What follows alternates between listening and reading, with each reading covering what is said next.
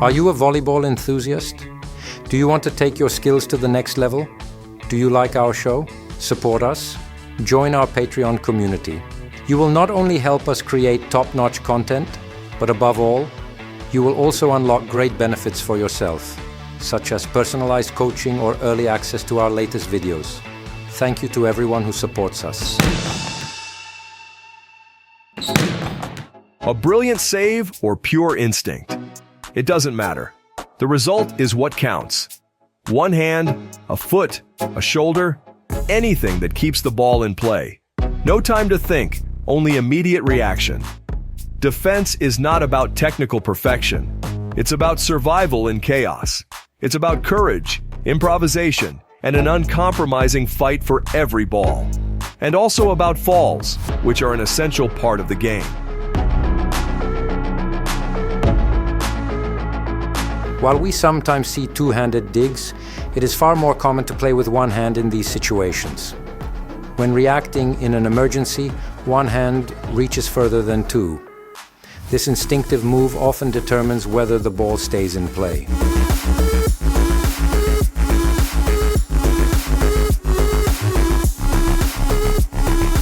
In the men's game, we can see all types of falls, which we have already discussed in previous episodes.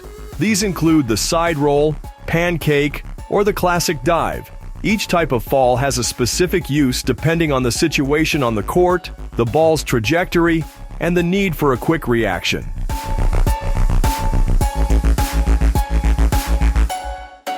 In the women's game, due to anatomical differences, players use slides more often, helping to protect against direct impact on the chest.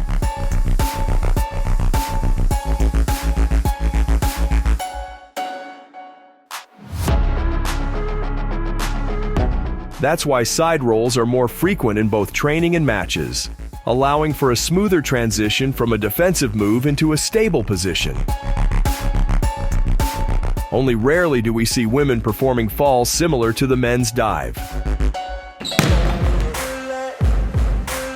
The pragmatic approach to defense becomes even more evident in situations where a player unintentionally makes contact with the ball using other parts of their body, often more by chance than by design.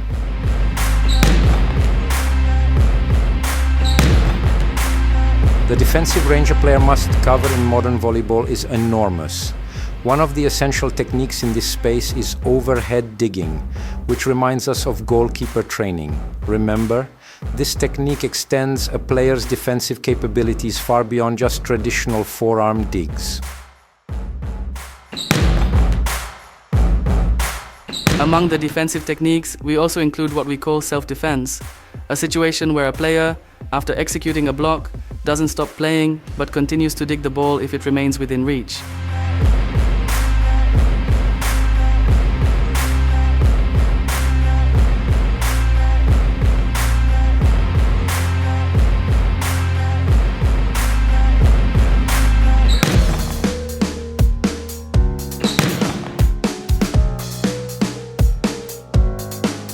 Defense is always a collective effort, and it must be trained as such. Hesitation between two players, you or me, prolongs reaction time, which is already minimal.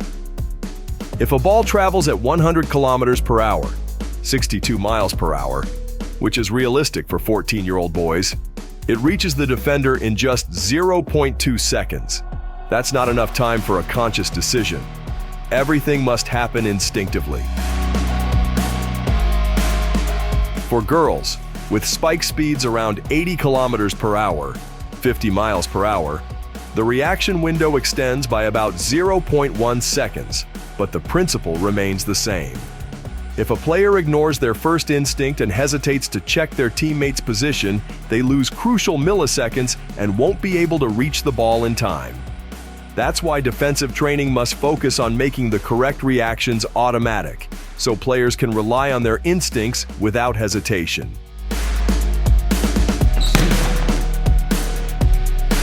Everything we've said about playing in pairs applies to trios and to the entire team defense system. While each player has a designated zone within the defensive system, the golden rule remains: everyone reacts. A defensive system must not be static. It has to be flexible to cover unexpected plays. Team defense is about mutual support, where one player's instinctive reaction triggers a coordinated movement across the entire team.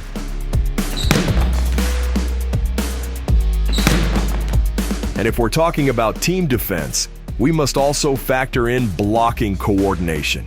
We'll start with single block situations. For now, we won't focus on specific team defensive systems.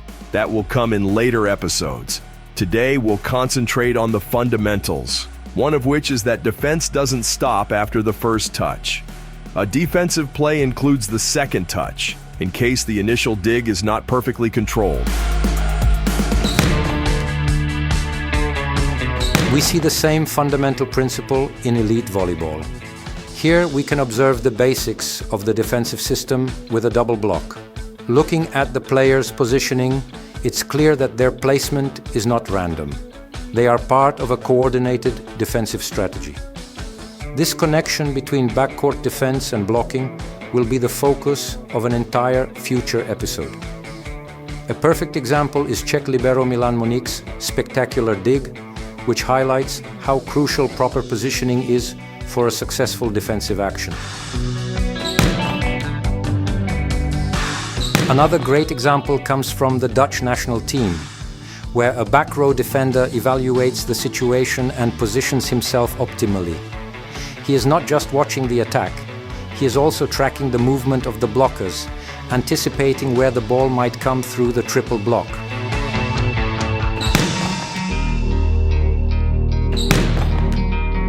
The ability to read the game and adapt to dynamic situations is a key element of successful defense.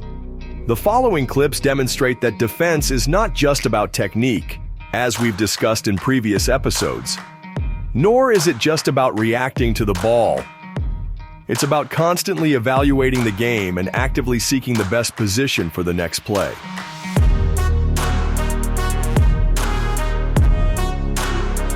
Here you can see the libero starting to move toward a tip before the hitter even makes contact. This illustrates how vital game reading and anticipation are. The libero picks up subtle cues from the opponent's stance, movement, and small details such as changes in tempo or body positioning.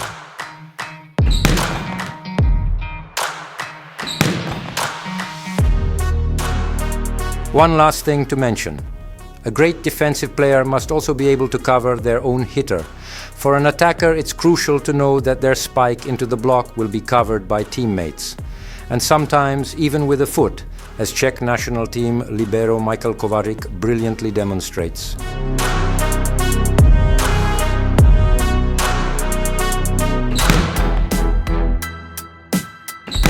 In today's episode, we focused on one-handed digs and digging while falling. We covered how to train defense effectively in multiplayer situations, and we analyzed digging in relation to single, double, and triple blocks. Finally, we discussed the importance of covering your own hitter as a key part of team play. What's next? We will focus on player development through different age groups, analyzing what a player should master at each stage. We'll start with setting and spiking, tracing the journey from a 7-year-old's first touch to elite-level mastery of these skills.